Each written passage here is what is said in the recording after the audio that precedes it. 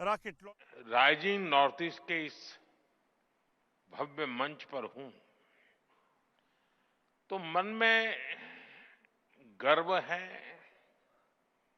आत्मीयता है, अपनापन है और सबसे बड़ी बात है भविष्य को लेकर अपार विश्वास है। अभी कुछ ही महीने पहले यहां भारत मंडपम में हमने अष्टलक्ष्मी महोत्सव मनाया था। आज हम यहां नॉर्थ ईस्ट में इन्वेस्टमेंट का उत्सव मना रहे हैं। यहां इतनी बड़ी संख्या में इंडस्ट्री लीडर्स आए हैं।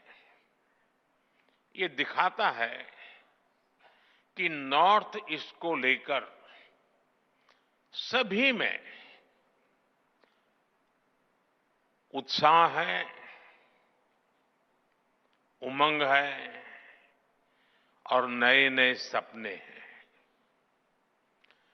मैं सभी मंत्रालयों और सभी राज्यों की सरकारों को इस काम के लिए बहुत बहुत बधाई देता हूं। आपके प्रयासों से वहां इन्वेस्टमेंट के लिए एक शानदार माहौल बना है। नॉर्थ ईस्ट राइजिंग समिट, इसकी सफलता के लिए मेरी तरफ से, भारत सरकार की तरफ से आपको बहुत बहुत शुभकामनाएं देता हूं। साथियों, भारत को दुनिया का सबसे डाइवर्स नेशन कहा जाता है और हमारा नॉर्थ ईस्ट इस डाइवर्स नेशन का सबसे डाइवर्स हिस्सा है।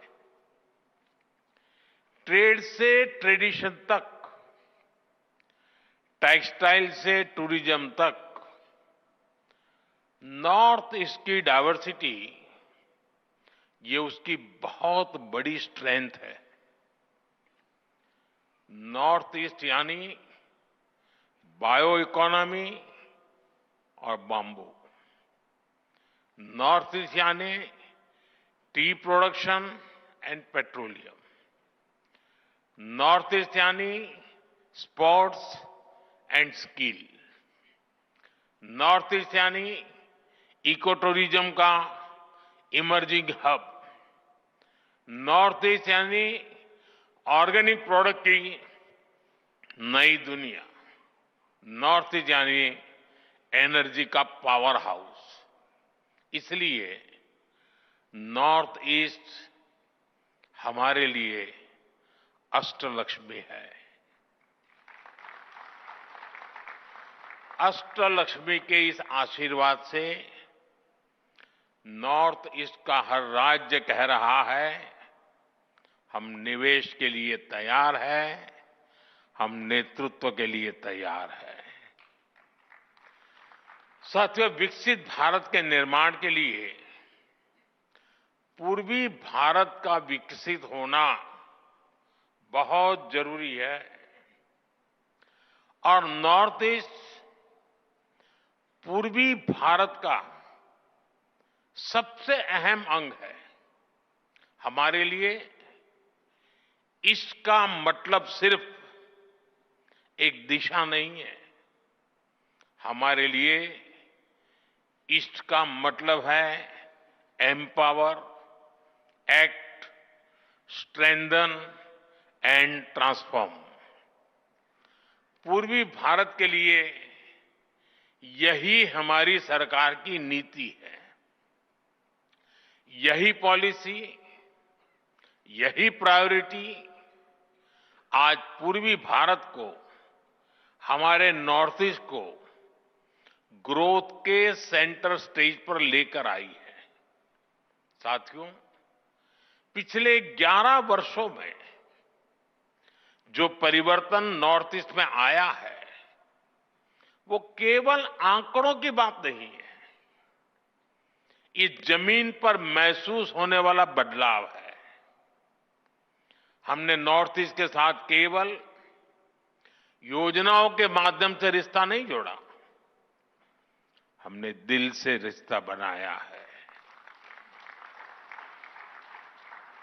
ये आंकड़ा जो मैं बता रहा हूं ना, सुनकर के आश्चर्य होगा।